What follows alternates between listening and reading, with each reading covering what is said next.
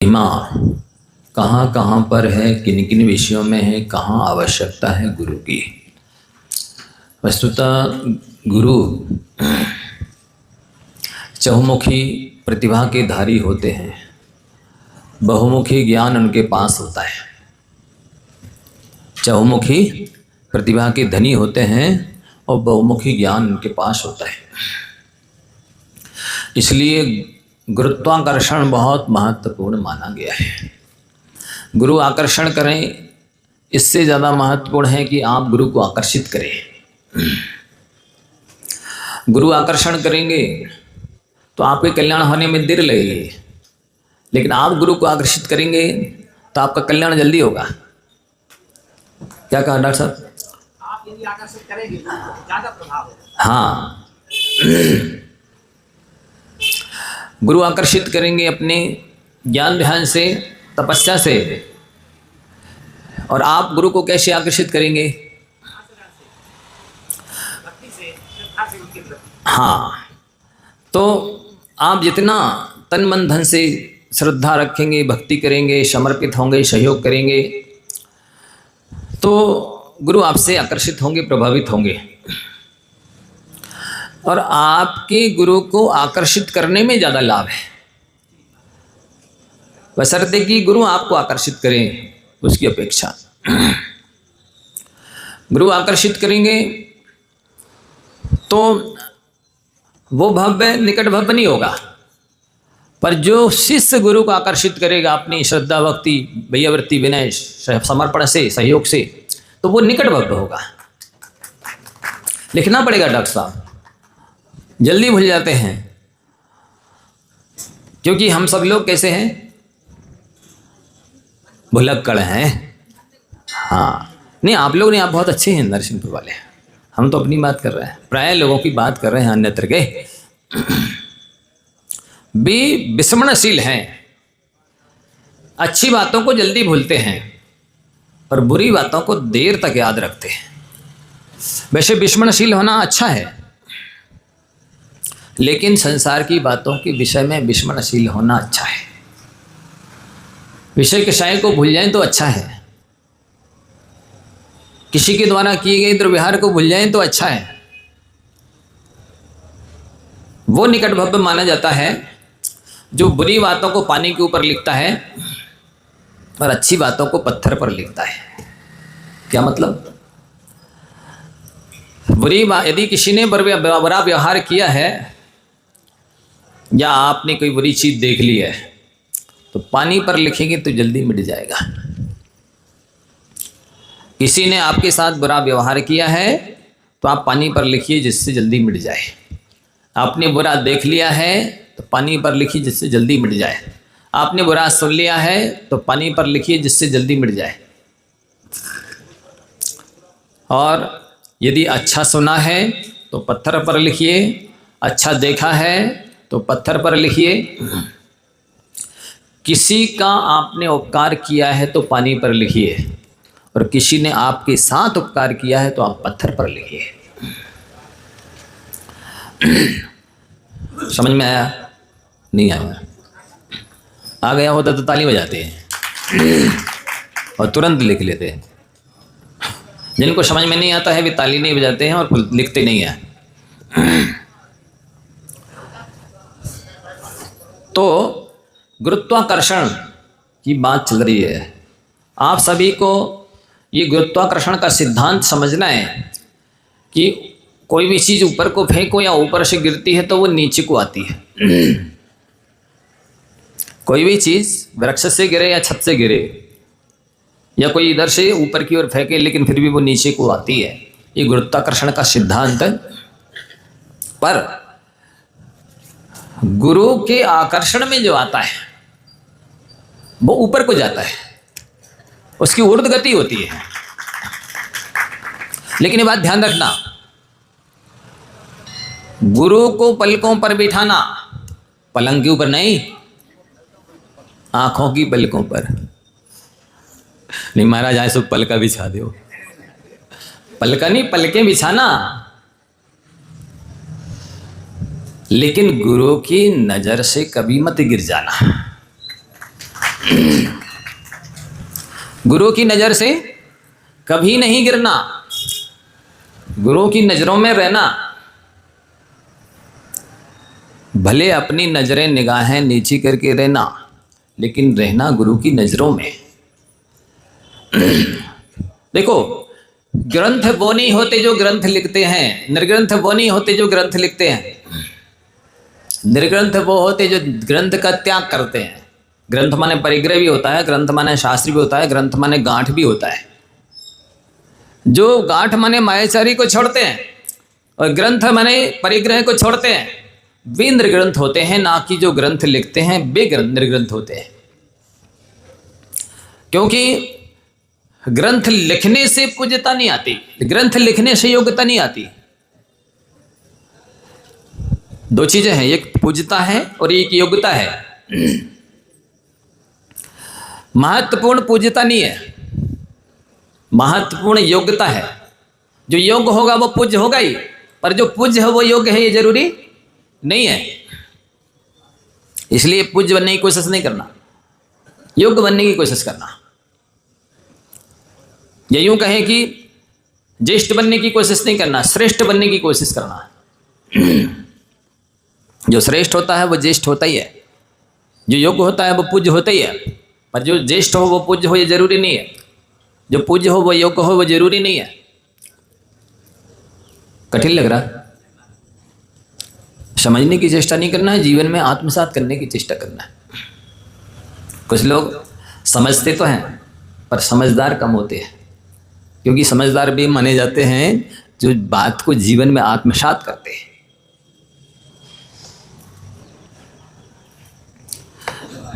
तो ये सिद्धांत आपको समझना है कि आचरण से चरण भी पूज्य होते हैं और मरण भी पूज्य होता है।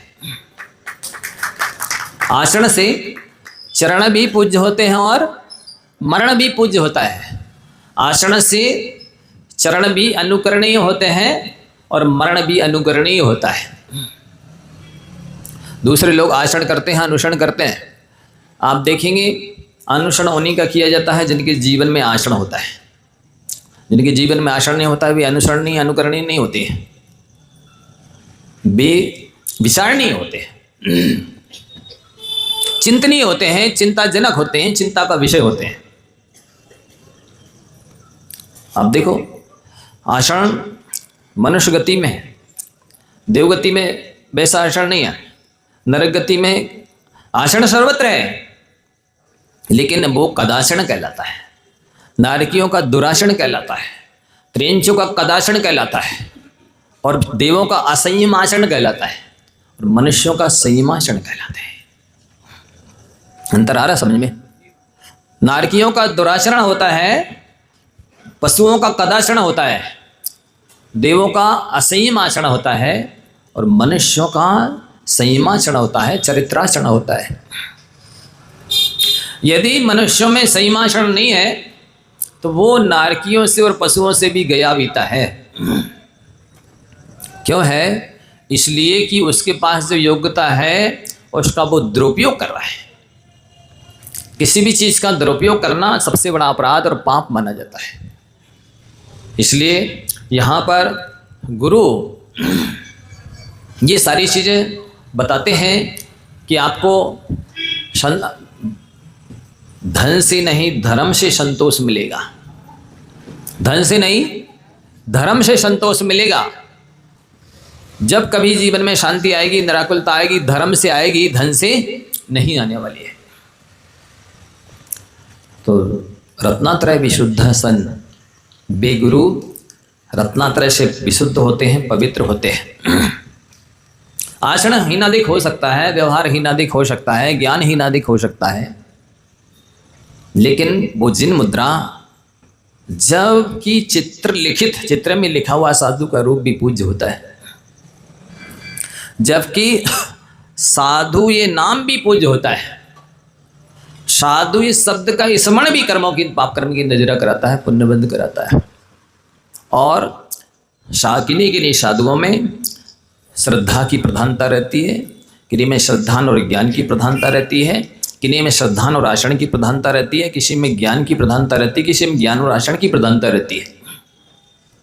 सर्वथा दर्शन ज्ञान चारित्र से रिक्त कोई साधु होते नहीं।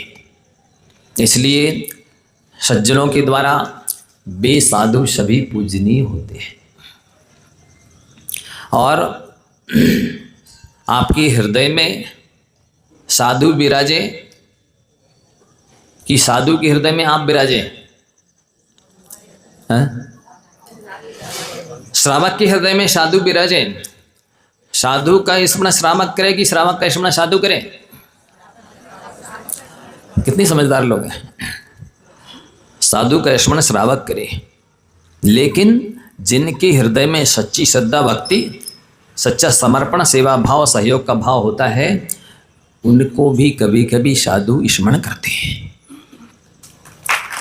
वे श्रावक सौभाग्यशाली हैं जिन्हें साधु स्मरण करें।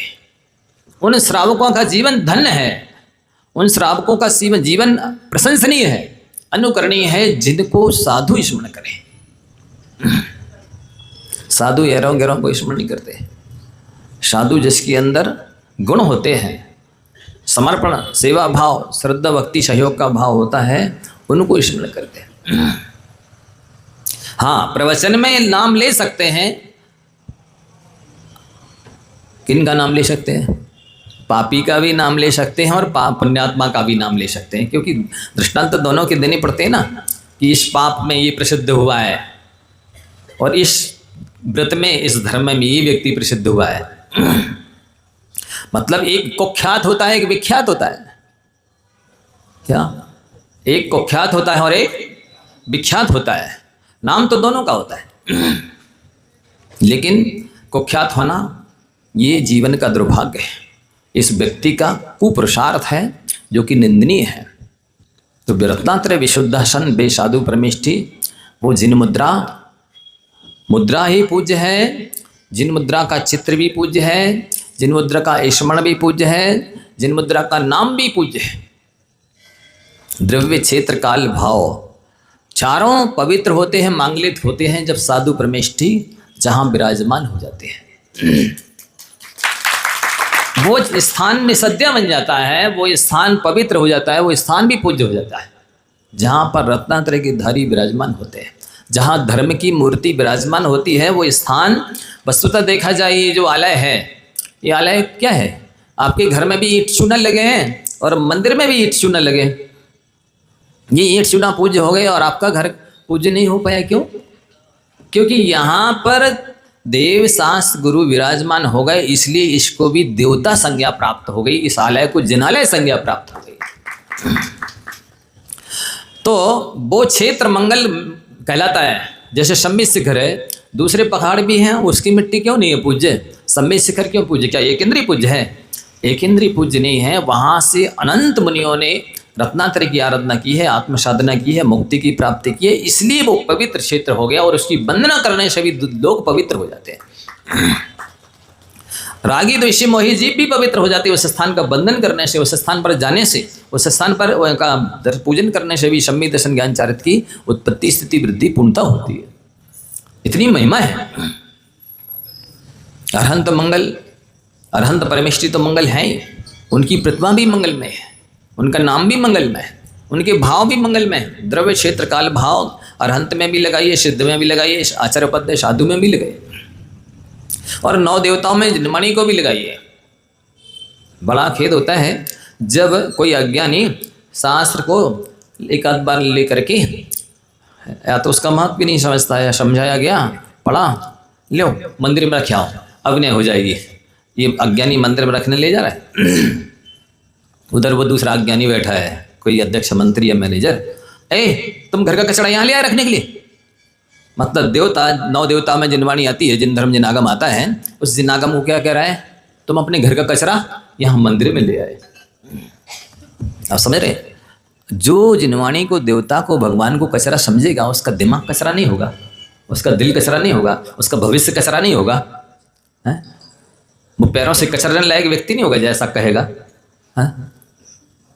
यहाँ के लोग तो बहुत अच्छे हैं। बात की बात बता रहा हूँ।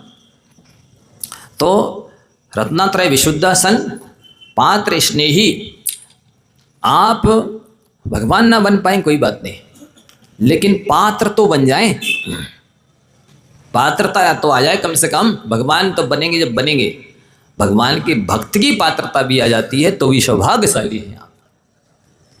हारा समझे, भगवान ना बन पाए, भगवान के भक्त बन जाएं तो ये भी बहुत बड़ी बात है। तो कम से कम आप पर गुरुजन स्नेह तो रखने लग जाएंगे। पात्र स्नेह ही कहा है कि वो गुरु पात्रों पर स्नेह रखते हैं, धर्मात्माओं पर स्नेह रखते हैं। आप इतने लायक तो बन जाएं कि आप पर गुरुजन स्नेह रखने लग जाए, परार्थकृत, और वो गुरु परोपकारी होते हैं। आप मान के चलिए वकील साहब, परोपकार करने वाला भगवान के बाद दूसरे नंबर पे आ जाता है। परोपकार की बेदी पर चढ़ाया गया फल कभी निष्फल नहीं जाता। क्या मतलब हुआ? परोपकार की बेदी पर चढ़ाया गया फल मतलब जो परोपकार में लग गया धन, वो निष्फल नहीं जाता, व्यर्थ नहीं जाता, वो अनंत गुना होकर के लौटता है। तो जीवन की ये दो ही फल सार हैं, जीवन की दो ही महत्वपूर्ण चीज़ें हैं। एक तो आप तन मन वचन से कठोर तपस्या करें, या तन मन धन से पूरी तरह से परोपकार करें, तो अपना तन मन धन सब कुछ सार्थक हो जाता है, मंगलमय बन जाता है।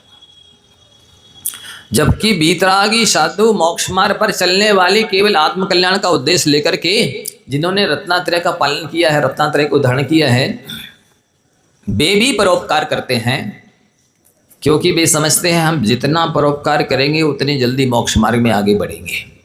रत्नात्रय के धारी जो होते हैं, मोक्ष मार्ग में चलने वाले जो होते हैं, उनकी वैयावृत्ति, उनके हर तरह से औषधि शास्त्र वय आहार दान दे करके हम उसको तो मोक्ष मार्ग में बढ़ाते ही हैं, अपनी स्पीड बढ़ा लेते हैं मोक्ष मार्ग में।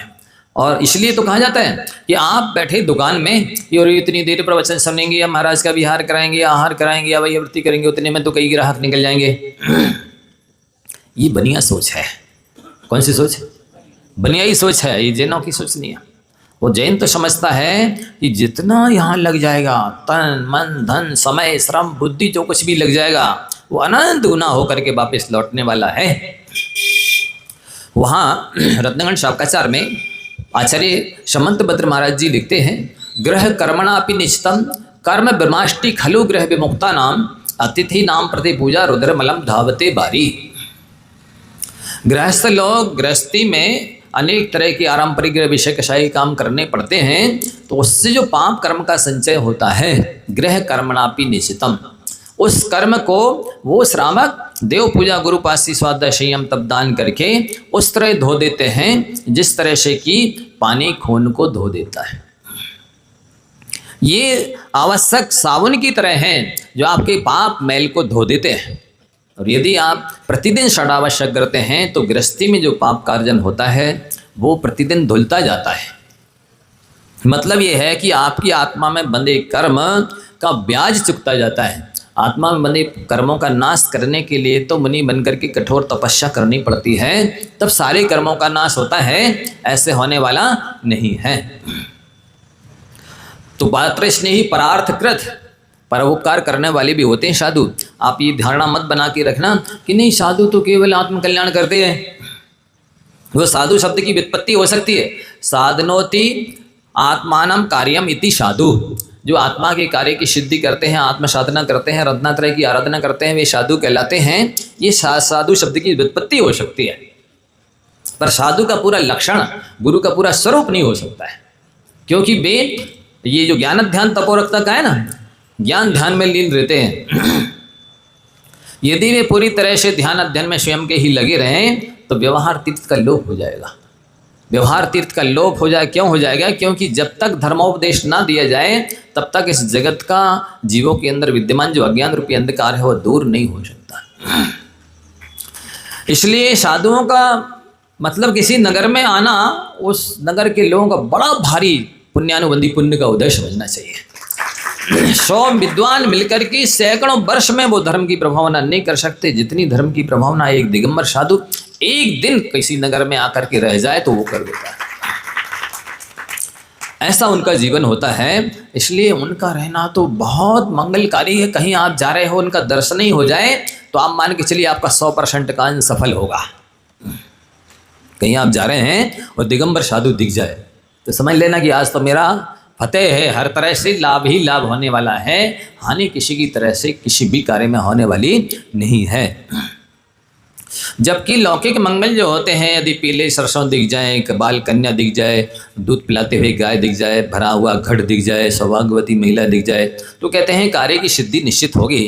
जब ये लौकिक चीज दिखने से कार्य की सिद्धि लौकिक होती है, ये तो पारलौकिक मंगल है, ये तो आध्यात्मिक मंगल है, ये तो कहना चाहिए अपने आप में मंगल रूप ही है।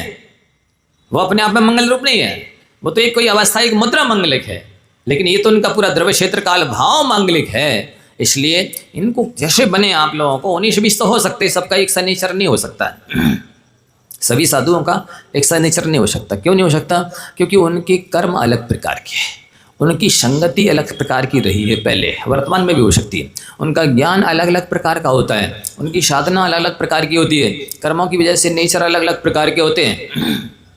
ज्ञानावर्ण कर्म के छवसम की अपेक्षा से भी सबका छवसम अलग अलग प्रकार का होता है। सब एक जैसे तो नहीं, आचार्य विद्यासागर जी जैसे सब तो नहीं हो सकते हैं, लेकिन यदि आपकी पॉजिटिव थिंकिंग है, पॉजिटिव सोच, सकारात्मक सोच है, तो आप अपना जितना भी हो सकता है तन मन धन का समर्पण करके लाभ ही उठाएंगे। जबकि एक असंयमी गृहस्थ जो बीतराग देवशास गुरु का श्रद्धालु है, उसको भी जघन्य पात्र माना है, मोक्ष मार्गी भावी प्रज्ञापन्न की अपेक्षा से माना है।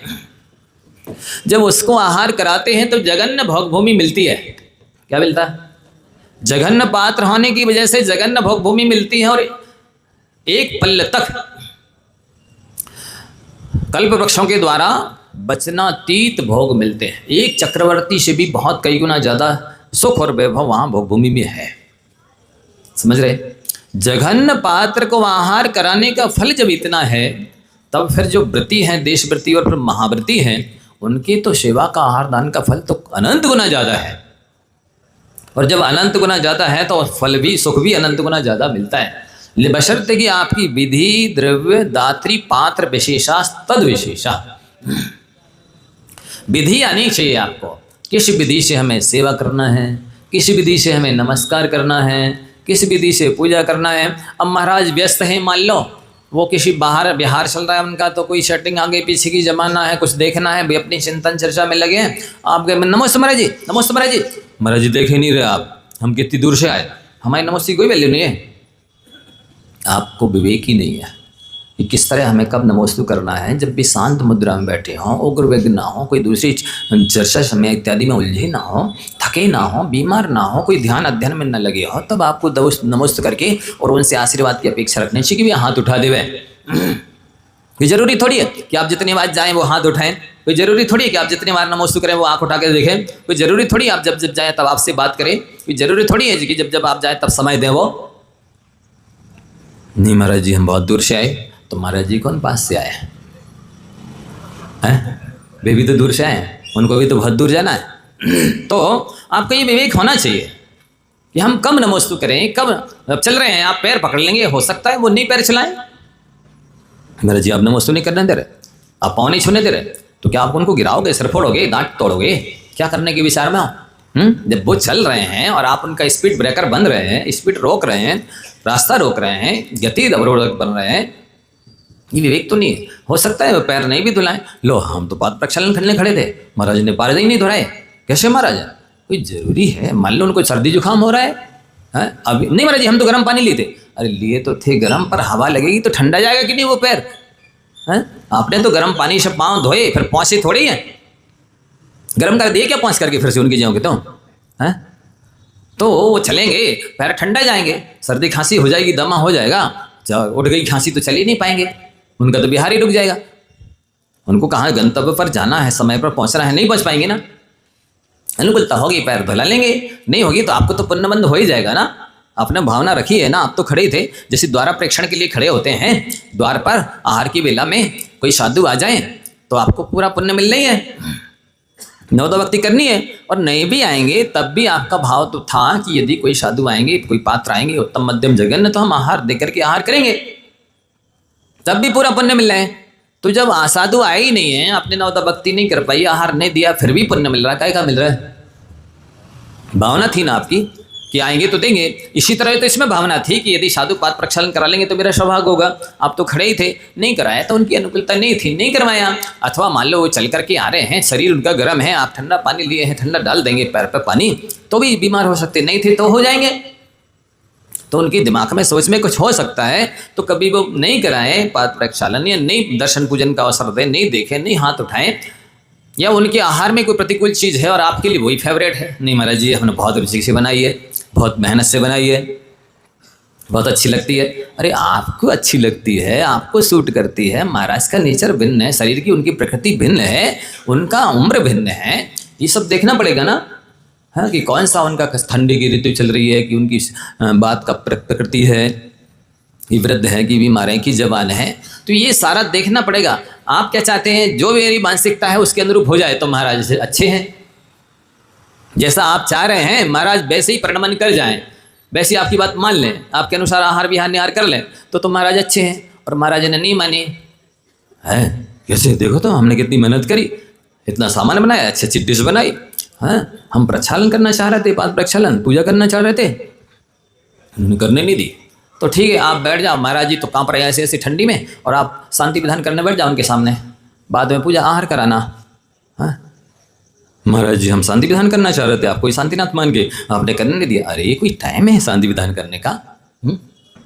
इस समय तो आपको आहार कराना है अच्छे से, इस तरह आहार हो जाए उस तरह से आपको विवेक रखना है। बे तो कांप रहे और आप लंबी पूजा करने बैठ गए तो ये विवेक माना जाएगा? लंबी तरफ तो चढ़ाई जा सकती है, ये कार्य बोल करके पूरा थाल चढ़ाया जा सकता है, लेकिन लंबा समय नहीं लिया जा सकता ना। तो ये सारी चीज़ें देखना पड़ती हैं, पर इतना धैर्य साहस श्रावकों के पास नहीं है, उनकी श्रद्धा में दम नहीं है। श्रद्धा उनकी तब तक रहेगी जब तक उनके अनुसार महाराज चले, और यदि उनके अनुसार महाराज नहीं चले तो बे मान लो जबरदस्ती दे रहा है श्रावक, क्योंकि उसकी फेवरेट चीज़ है, महाराज ने नहीं ली और नहीं मान रहे थे तो उन्होंने थोड़ा सा भौएं चढ़ा दिया, मुंह बना दिया, कुछ भी आग दिखा दी, यही तो मिर्ची महाराज है। कैसे महाराज है? मिर्ची महाराज है, मिर्ची की तरह भनमनाते हैं।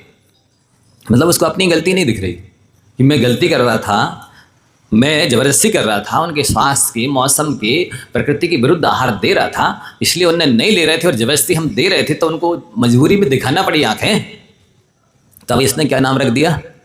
मिर्ची महाराज। तो ये कितना उल्टा कर्म का बंद कर रहा ना अज्ञान से।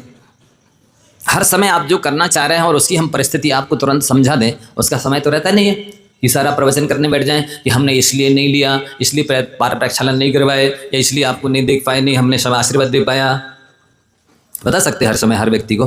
नहीं बता सकते ना, आप अकेले तो नहीं हैं, उनके पास तो ये धर्म का दरबार है, कहीं से भी भारत से, देश विदेश से, और कभी भी 24 घंटे में कहीं से भी आ सकता है, कोई भी आ सकता है। तो आप तो अपनी फुर्सत से आए और महाराज तो पहले से ही माथापच्ची हो चुकी है हजारों के साथ। हो सकता है वो नहीं देख पाए, नहीं समझ दे पाए, तो आपको ऐसा नहीं समझना चाहिए कि नहीं नहीं महाराज अच्छे नहीं है क्योंकि हमारे अनुसार उन्होंने प्रवृत्ति नहीं की है, हमारी बात नहीं मानी है। ये आपका विवेक अज्ञान माना जाएगा। हमें जिन मुद्रा के प्रति, गुरुओं के प्रति पूर्ण श्रद्धा भक्ति समर्पण रखना चाहिए। ठीक है कभी हो गया हमारे अनुसार, कभी नहीं हुआ, तो उनकी परिस्थिति मनस्थिति को समझने की कोशिश करनी चाहिए, और नहीं समझ पाए तो कुछ होगा उनका। किसी चीज़ के लिए मना कर रहा है इसका मतलब उसमें कोई रहस्य है। अब मना, वो रहस्य को समझाने का टाइम नहीं है, तो आपको इतना समझदार विवेकी होना चाहिए कि भाई कोई होगा कारण, कोई वजह होगी, कोई रहस्य होगा, उनकी परिस्थिति मनस्थिति कुछ होगी, अपन को समझ लेना चाहिए, धैर्य रखना चाहिए, शांति रखनी चाहिए, अपन को तो श्रद्धा भक्ति में कमी नहीं करनी चाहिए। ये बहुत विचित्रता। मान लो अब रास्ते में चल रहे और कोई महाराज पैर नहीं छुलाए, ये महाराज बहुत गुस्सैल है, बहुत तेज है नजर के। मान लो आपने पड़गाहन किया, अब आपने नौदा भक्ति में कमी रखी इसलिए उनको लौटना पड़ा, महाराज को गुस्सा आता है इसलिए लौट गए। बताओ, अपनी नहीं पूछेगा कि या सोचेगा नहीं कहीं ना कहीं हमने नौदा भक्ति में कमी रखी है, विनय विवेक में, श्रद्धा भक्ति में कमी रखी है। उनको तो आगम के अनुसार नौदा भक्ति चाहिए है, अष्टद्रव्य से पूजन चाहिए है। आपकी भक्ति देखेंगे तो आहार करेंगे, उनको पसंद आएगा, ये तो सौदा है। जैसे बाजार में आप दुकान पर जाते हैं तो कब सौदा बनता है? जब आपको माल पसंद आ जाए और वो माल के अनुरूप आप उसको पैसे देंगे तो दुकानदार देगा, माल के अनुरूप पैसे नहीं देंगे दुकानदार नहीं लेगा। आपके अनुरूप माल नहीं होगा, आप नहीं लेंगे, सौदा तभी बनेगा ना। इसी तरह यहाँ है, आप हमको पड़गाना चाह रहे हैं, हमें योग्यता देखिए, आपने तो आप पड़गा रहे हैं, और हमें आपके अंदर योग्यता दिखेगी तो हम आपके यहाँ जाएंगे। अच्छे महाराज आ जाए तो मजा आ जाए, श्रेष्ठ साधु मिल जाए, ज्ञानी वैरागी आहार देने तो मजा आ जाए। ऐसी तो महाराज सूर्य अच्छा श्रावक मिल जाए जिसके अंदर श्रद्धा भक्ति बिना विवेक हुए तो मजा आ जाए। हैं? जैसे आप चाह रहे हैं कि चौथे काल के साधु मिल जाए तो आनंद आ जाए, ऐसी तो हम चाह रहे हैं कि यदि चौथे काल का श्रावक मिल जाए तो आनंद आ जाए। नहीं महाराज, हम तो छठे काल के रहेंगे, आपको लेकिन चौथे काल का होना चाहिए। हैं? ऐसे ही ठीक है। क्यों वकील साहब, ये न्याय नीति है? ठीक नहीं रही, न्याय ठीक होना चाहिए। तो जैसे आप चाहते हैं कि साधु ऐसा होना चाहिए जिसके अंदर बिल्कुल ज्ञान वैराग हो, अच्छे समय समय पर आवश्यक करें, हमें खूब देखें, बोले, मुस्कुराएं, आशीर्वाद दें, समय दें और हमें जब चाहें तब पड़गान दे दें। तो साधु भी चाहते हैं कि श्रावक के अंदर विवेक हो, समय देखे कि महाराज थके हैं, कि बिहार करके आए हैं, कि बीमार हैं, कि उनकी माथा पच्ची हो गई है, कि कमजोरी हो गई है, तो भैया उनके अनुसार अपन को चलना है, ना कि अपने अनुसार महाराज को चलाना है। क्या करना बोलो? नहीं हम तो अपने अनुसार चलाएंगे। नहीं महाराज जी 23 घंटे हम आपके अनुसार चलते हैं, तो आहार के समय आपको हम लोग के अनुसार चलना चाहिए। नहीं तो आपके अनुसार यदि हम 1 घंटे चल जाएंगे तो 23 घंटे भी हमें आपके अनुसार ही चलना पड़ेगा।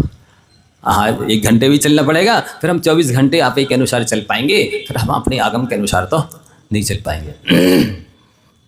जो साधु 1 घंटे इस आगम के अनुसार चल लेता है वही 23 घंटे भी आगम के अनुसार चल पाता है। जो 1 घंटे चौके में सबसे टफ पेपर है, कठिन पेपर, ईषणा समिति, क्योंकि यहाँ पर निर्वस्त्र तो है ही और समाज में जाना है और चौके में सबके बीच में खड़े होकर के आहार लेना है। और वो तो कुछ भी कर सकते हैं श्रावक, असंयम की माने संयम की रेखा भी लांघ सकते हैं, लेकिन हम तो नहीं लांघ सकते ना। हमें तो अपने पूरे आगम की और मुद्रा की और द्रव्य क्षेत्र काल भाव के अनुरूप ही चलना है ना। तो ये सबसे कठिन पेपर है। 28 मूलगुणों में सबसे कठिन मूलगुण कौन सा है?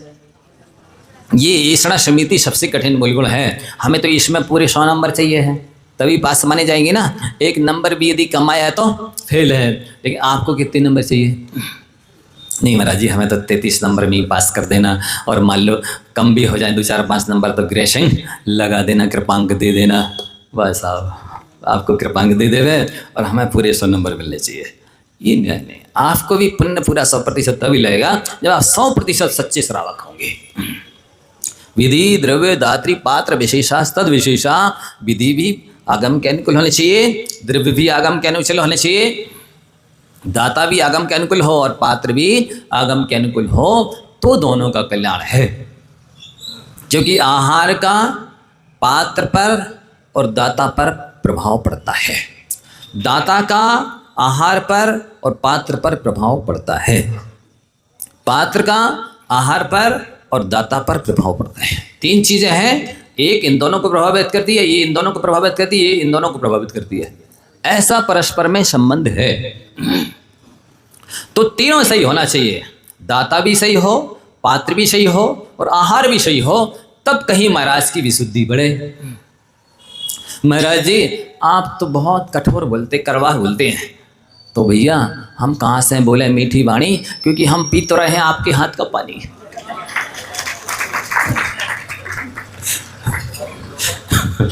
बोलो, कई लोग बोलते हैं महाराज जी एक महाराज के प्रवचन बहुत अच्छे लगते हैं, पर आपके प्रवचन में इतनी कड़वाहट सी क्यों लगती है? मैंने कहा हमारे सब श्रोता ऐसे हैबिचुअल हो गए हैं, वे इसी टाइप का सुनने के हैबिचुअल हो गए हैं, आदत वाले हो गए हैं, उनको ऐसे ही समझ में आता है, हैं? कड़वी दवाई ज़्यादा जल्दी लाभ करती है। तो इसलिए ये कड़वे प्रवचन भी आपका स्वास्थ्य लाभ करेंगे। ज़्यादा गुरियाई में कहते हैं ना, बुंदेलखंड में ज़्यादा गुरियाई में कीड़ा पड़ जाते हैं, ज़्यादा मिठास में कीड़ा पड़ जाते हैं, तो मिठाई खाते हैं इसलिए तो शुगर होती है। किसी को नीम खाने से शुगर हुई बताओ? कड़वा खाने से किसी को शुगर कोई रोग हुआ? नहीं। ये तो एंटीबायोटिक है महाराज, हल्दी हो, नीम हो, ये बहुत सारी चीज़ें हैं, ये एंटीबायोटिक होती है।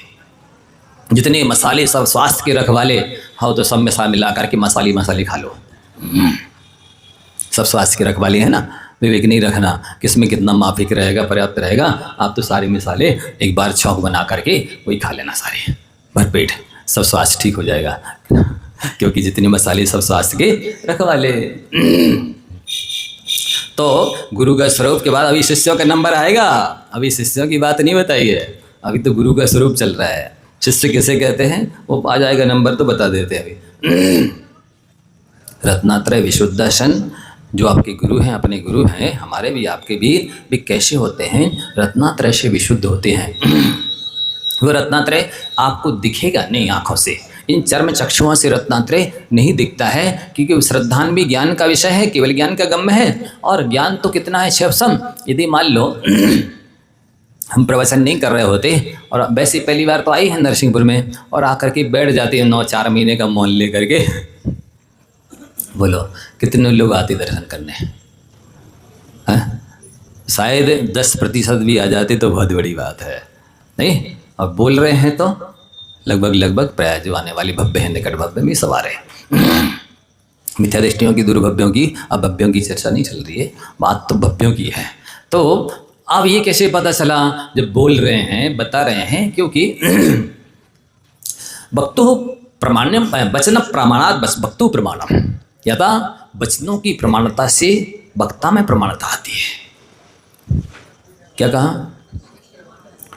वचन प्रामाण्यात वक्तु प्रमाणम, वचनों की प्रमाणता से वक्ता में प्रमाणता आती है। वचनों के माध्यम से जाना जाता है कि सामने वाला कितना विवेक रखता है, किस किस विधा का ज्ञान रखता है, कितना सभ्य है, कितना उच्च आचरण वाला है। ये सब बातों से, बोलने से, वाणी से पता चल लगभग अनुमान लग जाता है। सभी लगा लें जरूरी नहीं है, कि जो विवेकी होते हैं, समझदार लोग होते हैं, उनके लिए तो कहते ना, जैसे महिलाएं हड्डिया का एक सीध देखती हैं, हाँ सीज गए चावल। क्यों आप लोग सारे चावल मसल के देखते हैं कि 1-2 ही से समझ जाते हैं? नहीं, कई बार ऊपर की कई नहीं सींचते हैं और बे वाले आपने मसले, तो आप गलत अनुमान हो जाएगा। एकांत नहीं है कि सारे 1-2 चावल देख लिए, इसका मतलब सब सीज गए, और ऊपर के देखे और बे ऊपर के तो सीजे नहीं थे, और उनको देख करके आपने और बे चला दिए महाराज के ऊपर के निकाल के। सबसे पहले जी महाराज को चलाओ, बाकी के घर वालों को देखे जाएंगे। तो ये आपको विवेक रखना होगा कि क्या चीज़ कब कैसी देखना है, कौन सी चलानी है। घी निकालो, शांति धारा का है महाराज, वो तो 2 साल 3 साल का रखा है, और महाराज का चौका जल लगा तो सीधी वर्णी में से निकाल के और डाल दिया। ना सूंघने की ज़रूरत, ना गर्म करने की ज़रूरत, ना छानने की ज़रूरत, और चला दिया। महाराज हमने शांति धारा का शुद्ध चलाया है, बिल्कुल अठपेरा, बहुत महंगा आया था। ये विवेक माना जाएगा कि उसको देखें कि हम पहले से प्राशुक कर लें, गर्म कर लें, सूंघ लें, छान लें, उसको फिर चलाएं, कि तुरंत सीधा बर्नी में से निकाल के डाल दें दाल खिचड़ी में। बोलिए, ये समझ, ये विवेक की आवश्यकता नहीं है। नहीं महाराज हमें बहुत श्रद्धा भक्ति है, हमने बहुत अच्छे, कितनी मेहनत से चौका लगाया, वो भजन सुनाते हैं, कितनी भक्ति से चौका लगाया और कितने विवेक से लगाया, ये नहीं बोलते हैं। भक्ति से तो लगाया, पर कितना विवेक रखा, ये कितने विवेक से चौका लगाया, कितनी विनय से, कितनी विधि से हमने आहार दिया, ये नहीं कहेंगे, बस भक्ति से लगाया। से भगत कहलाते, जो भगत फिरत है, ये भक्त नहीं कहलाते, भगत हैं। तो ये सारी चीजें देखने की है। विधि, द्रव्य, दात्री, पात्र, विशेषास्पद, विशेषा, ये जो सूत्र है, ये हर जगह लगाना चाहिए। केवल आहार के समय तो दिया ही है, आहार के समय तो विधि, विशेष द्रव्य, विशेष दाता, विशेष पात्र, विशेष ध्यान रखनी है। साथ ही दर्शन करते समय भी विधि का ध्यान रखो, पूजन करते समय भी विधि का ध्यान रखो, आहार देते समय, विधान करते समय, स्वाध्याय करते समय, हर चीज़ में ये विधि द्रव्य ध्यान रखना चाहिए। नहीं तो वो कंट्रोल के चावल ले आए महाराज को चढ़ाने के लिए, और पूजा की सुपारी अलग आती है और खाने की सुपारी अलग आती है। यहाँ भी मिलती होंगी, है ना? पूजा की बादाम और खाने की बादाम है अलग अलग आती है, तो अलग अलग पुण्य बंद होगा। जितना श्रेष्ठ खा रहे हो उतना पुण्य बंद होगा चढ़ाने से। पूजा की बादाम और सुपारी चढ़ाओ और खाने वाले पूजा बादाम का पुण्य मिल जाए, ऐसा हो जाएगा? बोलो, जितनी घटिया द्रव्य चढ़ाओगे उतनी घटिया पुण्य बनेगा। क्यों? भगवान नहीं जानते आपकी भक्ति को, आपकी विवेक को, आपकी कंजूसी को, आपकी उदारता को नहीं जानते। मतलब लोगों ने लोगों को बेईमान बनाना तो धर्म समझ लिया है, भगवान को भी बेईमान बनाना चाहते हुए, भगवान को भी मूर्ख बनाना चाहते हैं, भगवान से भी ज़्यादा सयाने बनना चाहते हैं। ये गलत है। तो आपको इस तरह का भेद नहीं करना चाहिए। यदि आप आत्म कल्याण करना चाहते हो, साधसा पुण्य का बंध करना चाहते हो, पुण्यानुबंधी पुण्य का बंध करना चाहते हो, और वाकई में श्रद्धा भक्ति बिना विवेक रखते हो, तो आपको ये पूजा का और भोजन का भेद नहीं रखना चाहिए कि पूजा की सुपारी है ये खाने वाली है, ये पूजा की बादाम है ये खाने वाली है। ये भेद नहीं रखना चाहिए। जैसे आपकी भोजन की थाली सजाते हो वैसे ही पूजन की थाली सजाना चाहिए, उससे भी श्रेष्ठ। तब आप सच्चे और पक्के भक्त कहलाएंगे, सम्य दृष्टि कहलाएंगे, श्रद्धालु कहलाएंगे। और पूजन की थाली में तो एक चीज़ छूट जाए तो चाहे मार्केट जाना पड़े तो दोबारा खरीद के धनिया पत्ती रह गई अभी, हाँ वो ले आओ, चटनी बांटो तब भोजन करेंगे। और यहाँ पूजन में हाँ यही चावल में अक्षत होगा, ये पुष्प होगा, जी नैवेद्य होगा, ये दीप, ये धूप, उसी के सब 8 द्रव्य की कल्पना कर ली। ये सच्चे भक्तों की पहचान नहीं है, ये श्रद्धालुओं की पहचान नहीं है, ये समर्पण नहीं है, बहुमान नहीं है देवशास्त्र गुरु के प्रति। ये तो बनियाई है, ये तो व्यापारिक चाल है, ये सौदेबाजी है, इससे कल्याण होने वाला। तो गुरु कैसे होते हैं? रत्नात्रय से पवित्र होते हैं, लेकिन वे आँखों से रत्नात्रय नहीं दिखने की वजह से दिखेगी आपको जिन मुद्रा, दिखेगा आपको पिछी कमंडल और साथ ही केश लुंज गिरते हैं, खड़े होकर आहार लेते हैं, यही दिखेगा। और यही देख करके श्रावक भक्ति पूजा करता है, आहार विहार निहार कराता है। साधु का नेचर के देख करके आपको पूजन नहीं करनी है कि नहीं इनका नेचर थोड़ा उनसे भिन्न है, ये वो ज़्यादा अच्छे से पैर धुलाते थे कि पूजा कराते थे कि आशीर्वाद देते थे, देखते थे, बोलते थे, समय देते थे, ये उस टाइप के नहीं है तो हम इनके पास नहीं जाएंगे, हमारे महाराज तो बेई है। ये अविवेक है।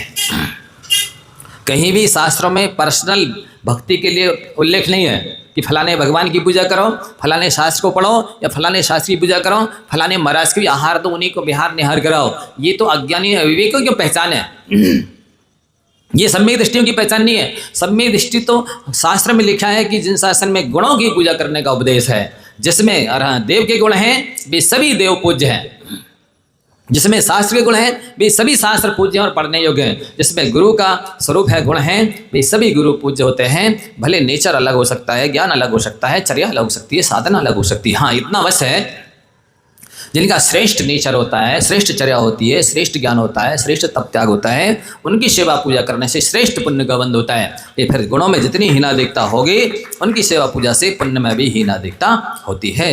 बहुत सारी बातें अभी करना बाकी है, समय हो गया है, या तो एक धीरे धीरे चलने वाली घड़ी रखो यहाँ। हाँ भैया जी कुछ कहेंगे, आप लोगों को सुनना है, क्या कह रहे हैं? हमारे प्रश्न करना हो तो कर लो, वकील साहब नहीं कहोगे हम पूछ ही नहीं पाए, जिसको भी करना है प्रश्न कर सकते हैं। महाराज जी नमोस्तु। महाराज जी अभी आप परोपकार के संबंध में बता रहे थे, वो परोपकार किस टाइप से होना चाहिए या क्या होता है?